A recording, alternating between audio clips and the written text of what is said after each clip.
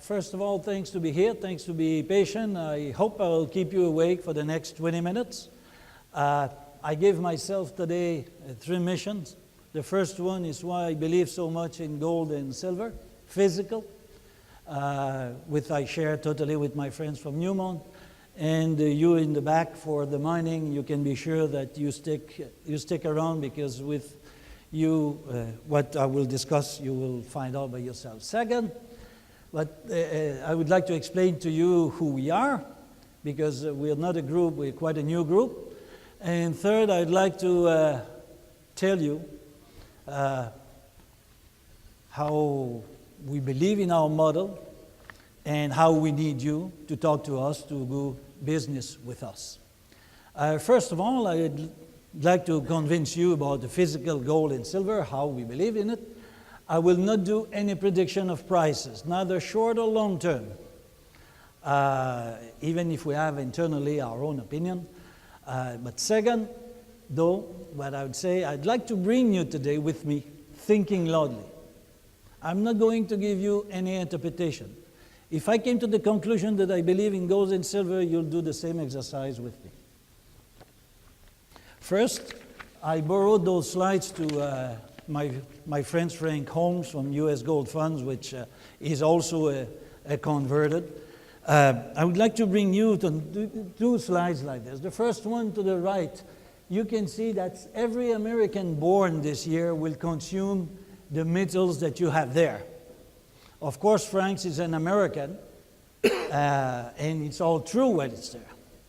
But the reality of life, like our friend from Newmont said, it's the reality, it's basically China, India, Africa, all the emerging countries that we haven't heard that much in Latin America are the future. And if you look in humankind, I'm stuck with my... we're just at the beginning. So basically, we are a lot of people on Earth. If we take these slides, definitely there is the old economies, there is money, but it's not the drivers. What we have to look, it's the new economies. That's where they have an impressive, actually, balance sheet compared to the old economies. And if you look at the population, that's also where it comes from. So basically, there is definitely the emerging economies are really leading. Now, again, Frank gave me those slides. Just to illustrate, again, gold, like our friend from Newmont mentioned, it's a bit two-sided. You've got the fear trade, where we want to accumulate gold in the Central Bank of Reserves or to keep it for our saving for us, and then the love trade. The love trade is more the gold that you give in jewelries and the consumer.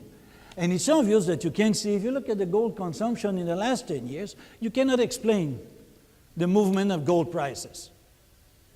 So you will not convince me anything about the consumption either in China, either in India, or whatever. There is something else which I don't know, and probably yourself as well. And if you know, please, you tell me, because I'd like to be on that side as well. However, when we go on the other side of the demand like this, even if it's not totally up to date, we can see there is a correlation with financial sectors. And that's the main sector. And that's also why the Swiss will vote sometimes next month to kind of put pressures on their Central Bank of Reserve to accumulate gold. I don't know what will be the result, but it shows, generally the Swiss are a little ahead of the others, that people are starting to think in their mind, oh, maybe we should check with our countries if they have gold in the kitty and in the bank. Something that we've experimented over, and that's something that we say, and that came as a big, big surprise in 2013 when a lot of ETF was totally discharged on the market, which is on the left side, the slides. Basically, that's what dropped the price from 1,800 to this. And boom, all of a sudden, it all appeared physical in China. I don't think it's appeared in China just for jewelry. If we take another slide a bit to illustrate that the gold is moving from the west to the east, I just, on the left side, the gold consumption per capita. You can see that Hong Kong is the largest consumer of gold, physical gold per capita. The second one is UAE, here. And the fourth one is Saudi Arabia. I just bring that point, as we all mentioned how China is important. It's only number 8 or 9. So you can see that the physical demand of gold will just increase. We're just at the beginning. And another illustration of that, if you look at the Shanghai Gold Exchange daily trading volume, I just take an example of 13, but I mean, if you check today, this is the same, but with a slight difference. And if you look down, I mean, just to see, if you look with the growth of the economies worldwide, then it goes with the gold price. There's no secret there. There is something I wanted to say there. Something which is very important on this slide when about the Shanghai Gold Exchange. It's now the Shanghai Gold Exchange, they created the international board with a slight surprise that all the trading is not anymore in US dollars, it's all in yuan. And you have your bank account, you need to have your bank account in yuan, even here in Dubai. That's just the beginning. Again, I don't make any prices projections. I'm bad at that, and I leave that to other people. If you haven't read that book, I would suggest if you forget about the conspiracy theory, forget about that, but the rest of it, it's really a good reading. And it's just to say, gold, it's not rational. If it would be rational, we would have the key, we would know, we would be able to predict the price where it will go. It's not rational, to my opinion, and I think we have proved there. I mean, in the currency world, they tried to make some mathematics. I mean, they arrive with prices like that. I mean, I don't know if it's maybe true or not. The idea is if physical gold and silver is becoming important, then we will see. Something that we will have on that slide, a few years ago, I had the chance to share an afternoon with Robert Mundell, which he gave a 2-hour talk on the history of currencies worldwide. And it kind of marked me, and basically, that's many years ago, I'm talking probably 2009, and it's really, it made me start to read on history and try to convince and look a bit about gold. And then I realized, when I've talked at the first slides about what the human needs, we need everybody from China to Africa wants the same thing than you and I. A nice house, a car, maybe 2, maybe 3. I mean, bikes, they want to play. Everyone is the same. And if you look at today, I was giving a talk in 2009 based on this, and I was saying, we're definitively in a major currency clash. That was in 2008 and 9, and then you say, there are clashes for religion, energy, base metals, strategic metals, name it. There is always a reason to go to see the neighbors and destabilize and have civil wars, whatever, the creation. Those are all pretexts. The thing is, if you look historically speaking, since the Chinese in the early established to have a kind of currency to exchange, as our friend of Newmont mentioned, gold and silver always been an instrument of even in where we are. And if today you're not convinced that we are in a period of total instability in which we don't know who is the next challenger. I mean, we've been from Portugal to Spain to Netherlands to France to more recently Britain, now in the US. But maybe now the US, maybe that will last for a certain time. Maybe yes, maybe not, I cannot say. However, I do believe when I look at the planet Earth, I do believe that we are living in a major instability period all over.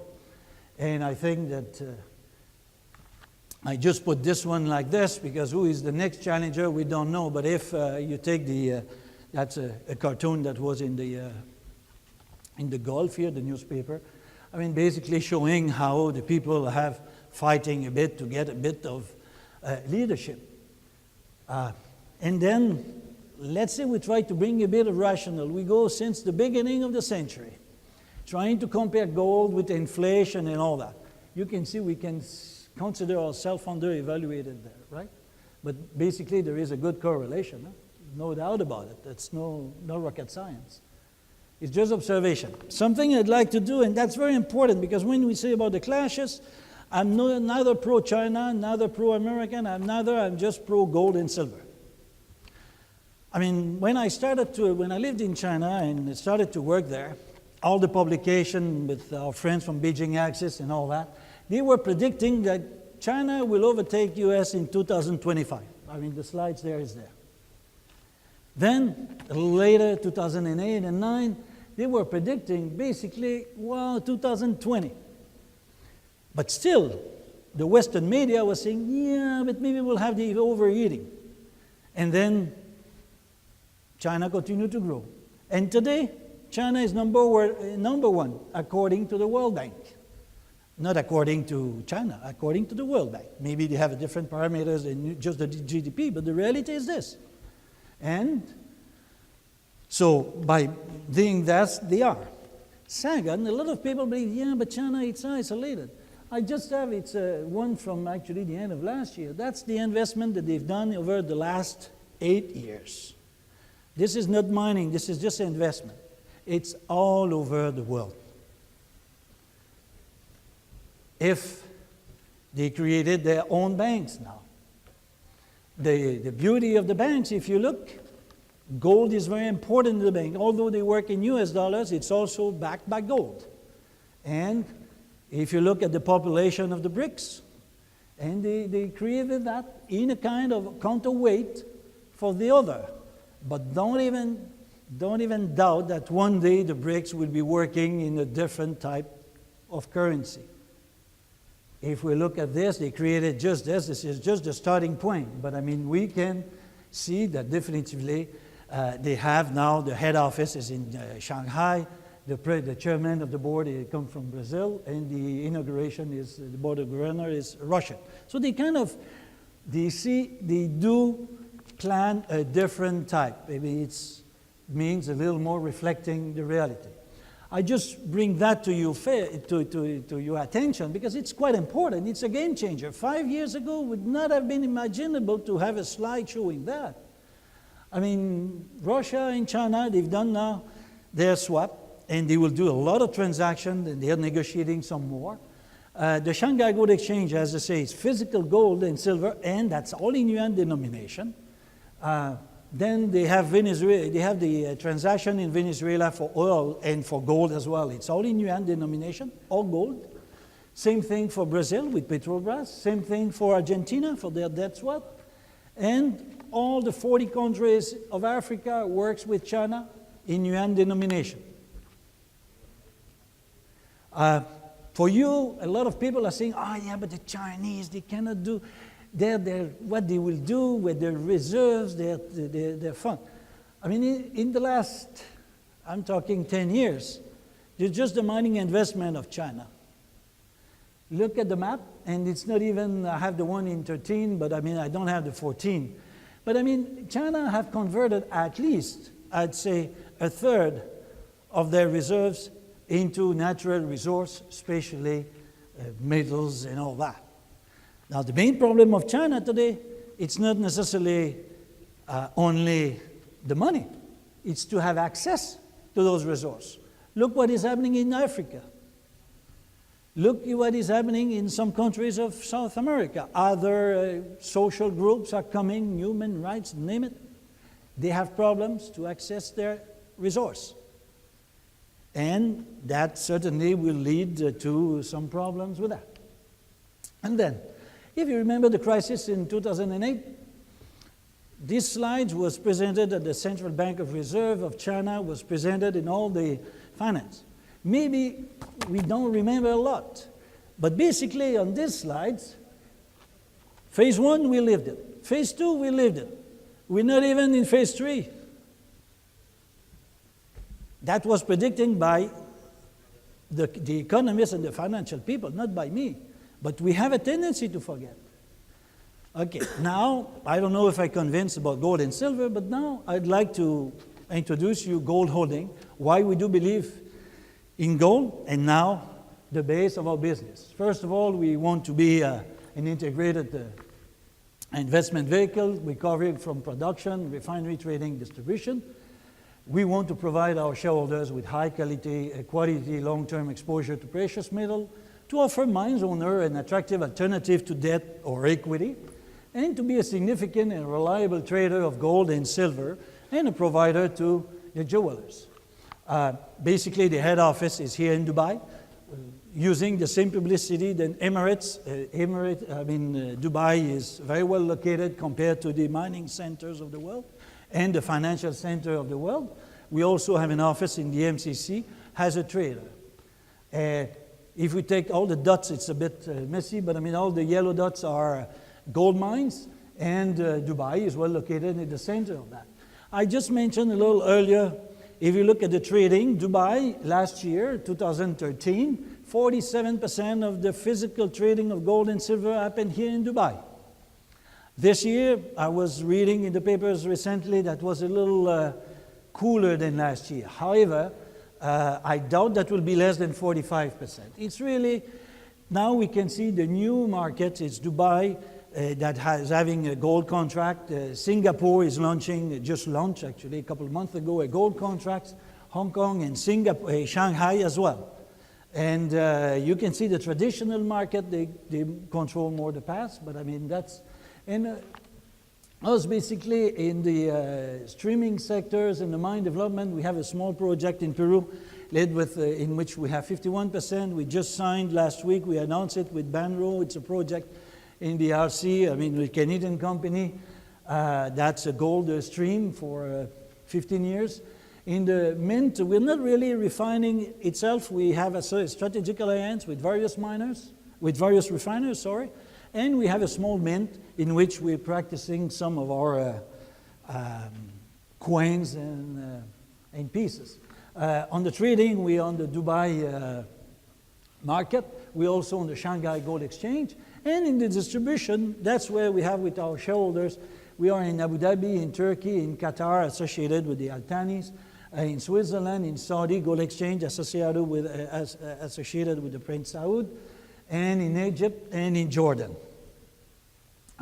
If we take the typical triangle of the exploration cycles, we are on the top. We invest strictly in operators or projects that are very close to operation. And of course, later maybe we will think about projects that are closer to exploration. We are a private company. We have less than 10 shareholders. The board of directors reflects our shareholding. So the chairman of the board is Sheikh Sultan bin Khalifa bin Sultan Al Nahyan. The vice chairman is the Sheikh Malek Aoun Faisal Malek from Kuwait.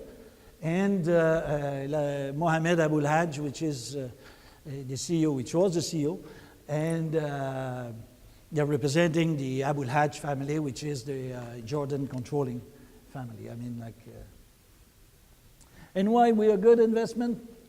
At the beginning, we studied everything to be in the mining or equity or all.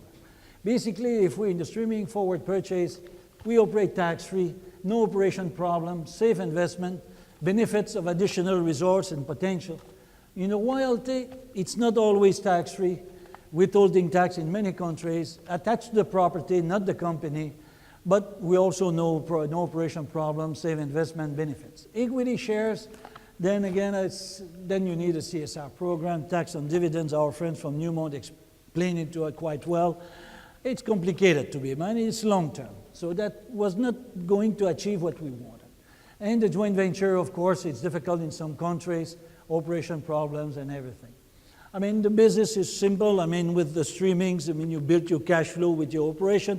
What we try to do is to bring here in Dubai 200,000 ounces a year for 20 years of gold, and then 500,000 ounces of silver for 20 years as well. And our team of marketing and distribution and trading will take care of those ounces after that. And that's what we had. We work with a certain rate of return on the mine side, but we are adding revenues by the trading, the refining, and the mint. An example of that, I mean, we have 11 go-to-gold machines here in the UAE. We are trying to go to 50. So if you had the chance to go to the top of the Burj Khalifa, this is ours. So that's the one that is over there. And the same thing, if you go to the Emirate Palace in Abu Dhabi, this is ours as well. And this is just a parenthesis.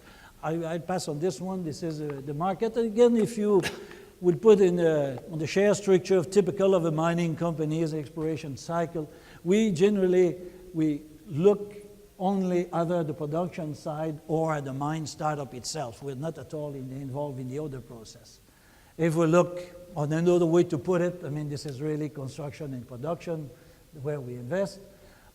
We invest in people, project, price. We want long-term project, obviously, and high quality, but this is normal. Everyone wants that. We are thinking to have 25% gold, 25% silver. I prefer to go in emerging countries because generally the cost of production are lower, the quality of deposits are higher, and better exposure to sign mine life contracts on a certain type of reserves. Average-wise, generally a mine produces 2 to 3 times the amount of original reserves they have in the mine.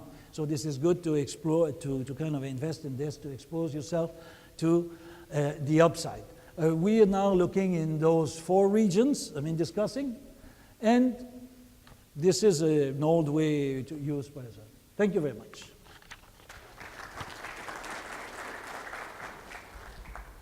Thank you very much, Andre. Are there any questions from the floor? I see in the back there. Just a quick question. What would be the minimum size of gold mine you'd be looking to invest in? We don't have minimum size. It depends of, I won't say the quality. I will say the quality and the size. We want to have, let's say, formal operation. We don't want too much. Having royal families involved means we don't want any environmental exposures. We don't want any social problems. So that's why we don't look really at the minimum size, but we certainly look at a very good operation quality.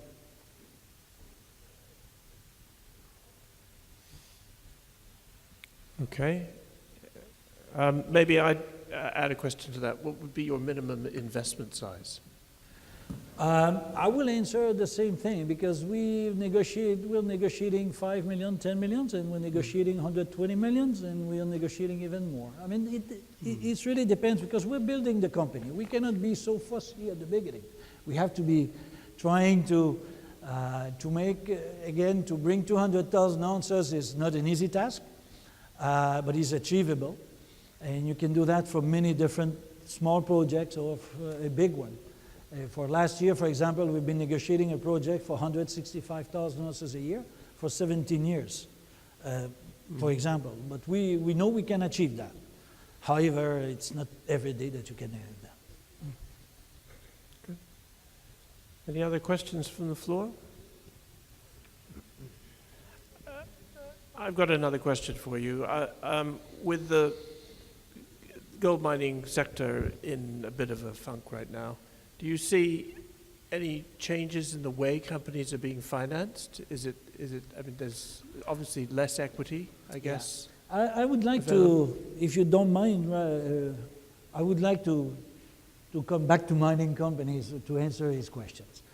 One of the reasons that we're here, one of the reasons that it's not so easy to invest in equity or whatever. If you look at the gold sector, I'd like to answer the gold sector.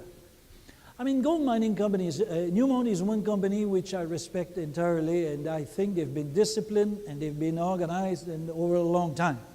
But it's certainly probably on only one hand that I can name those companies. Discipline. Gold companies are totally undisciplined. So that's probably the worst investment you can do. It's investing in a gold mining company. If you think really about that, you think about us, not about the mining company. Because they're the champion to destroying shareholder value, not to creating it. I mean, with all due respect, and it's due to lack of discipline. I mean, because companies work for their shareholders, and the shareholder should be the number one. And if you look today, I mean, mining companies still are cleaning their balance sheet. Yeah. And they will have for quite a lot. And so that's why in the future, instead to be all equity, all debt, then you need a mix of a bit of everything because, as our friend mentioned, big projects are costing more now. So it's very difficult for only one company to finance everything with only one mechanism. We need to have all different strategies and to talk together. It's it, no? And create to keep the discipline to the company. Mm-hmm. Great, thank you. I think we've got time for one more question, if there is one from the floor. And if there isn't, it seems, then we'll move on. Thank you very much, Andre.